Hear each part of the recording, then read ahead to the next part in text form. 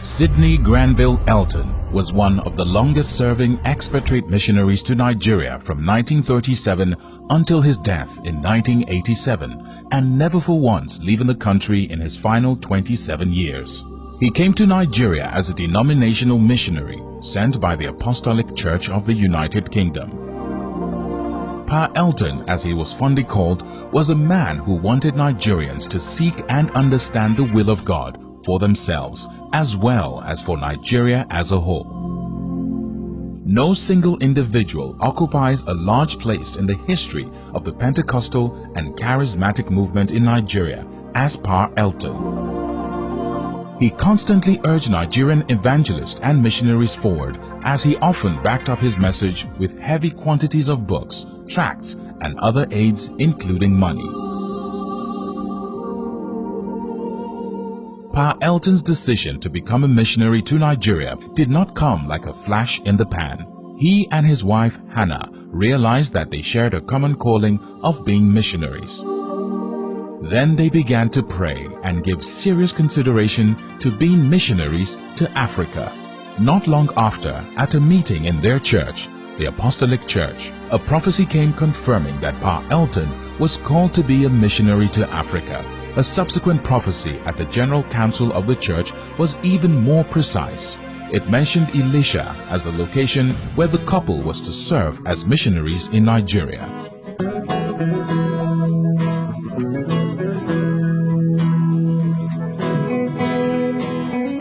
Pa Elton arrived at Ilesha at the heat of a revival. At the center of the revival was Joseph Babalola. Well, he was called to be a missionary personally in the Apostolic Church. And then the prophet called him to come to Ilesha. And that was in 1937. Joseph Babalola was in Ilesha. The revival was still going on. So he came to Ilesha and to Okioye. And there he was. There he started the work. The revival was going on, and there were many miracles and all that, but little Bible teaching. So he took on the Bible teaching as the important part of his work, and he continued in that till he became the superintendent of the Apostolic Church work in Ilesha area, which included Ekiti and all that area there. In 1953, he resigned his missionary appointment and threw himself into non-denominational ministry. He gradually became the prophetic voice upon whom many scores of young Nigerians leaned for advice and inspiration. Well, he was in the Apostolic Church, working as an apostolic missionary. Then revival came in 1952, the Lateran revival from America. So he resigned from the Apostolic Church and became independent. That's how he got in touch with so many other missionaries and pastors. And he became World Christian Crusade. That was the name he used. And we got other missionaries in from America, and the main work was to go around conducting revival, interdenominational revival in many parts of Nigeria. That's what he went on doing. Then he settled down to training evangelists and sending them out. To list those heavily impacted by the personal counsel of Pa Elton during the 20-year period from the mid-1960s to the mid-1980s would constitute a veritable who's who among older leaders in today's Nigerian Pentecostal movement. The late Archbishop Benson Idahosa, Pastor E.A. Adeboye, and Bishop Francis Waleoke were perhaps near the top of the list of those most profoundly impacted by Pa Elton.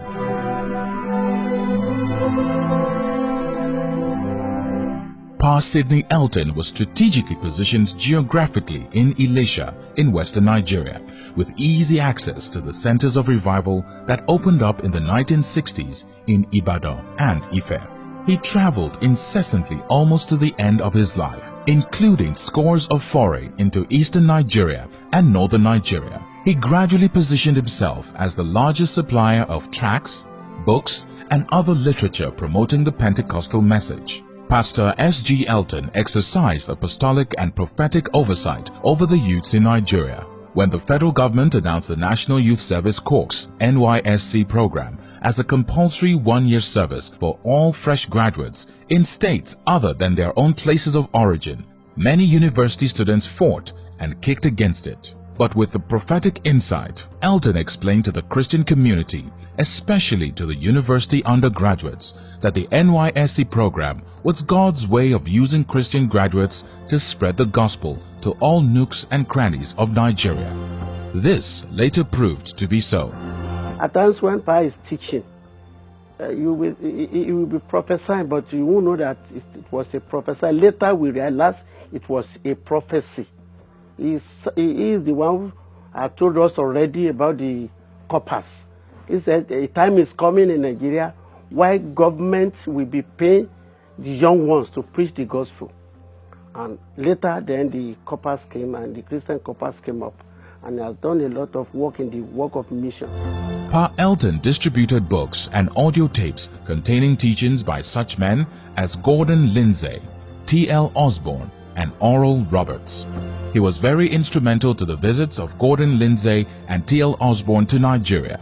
T.L. Osborne held very successful crusades in places like Ibadan in 1957, Enugu and Benin in the early 1970s. He was in touch with T.L. Osborne, who was interested in the unreached areas, and he trained, my father trained evangelists to go to unreached areas in Nigeria. Now Pa Elton was a man who has interest in the move of God. I could remember in 1974 when T.L. Osborne came to Nigeria. He made us to be involved in that crusade together with late Archbishop Idahosa of Benin. Pa has taught us a lot. A lot of people always comes to him for counseling. Many Christians who have become famous today in the works of the Lord, they always comes to him for counseling. I could remember Idahosa always comes to him for counseling, and he always goes to Benin, he always goes to Onitsha, he always goes to Kaduna, Kano, even in the universities in the southwest then. Pa was always there, and he came across a lot of those who are being in the forefront of the gospel today. In the Pentecost move of Nigeria, Pa Elton cannot be overemphasized. He has done a lot of things concerning even is the one who opened our eyes to the fruits and the gifts of the Spirit and the move of the Holy Spirit. He has a lot of teaching us, and God has used him tremendously. After 50 years of a remarkable missionary work in Nigeria, Pa Elton passed on in 1987 and was buried in the city of Ilesha alongside his wife Hannah.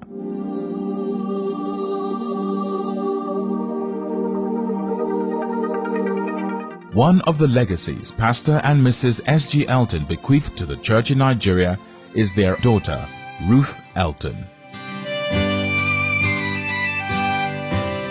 Ruth arrived in Nigeria with her parents in 1937 at the tender age of 3 and has remained in Nigeria ever since then, herself becoming a missionary.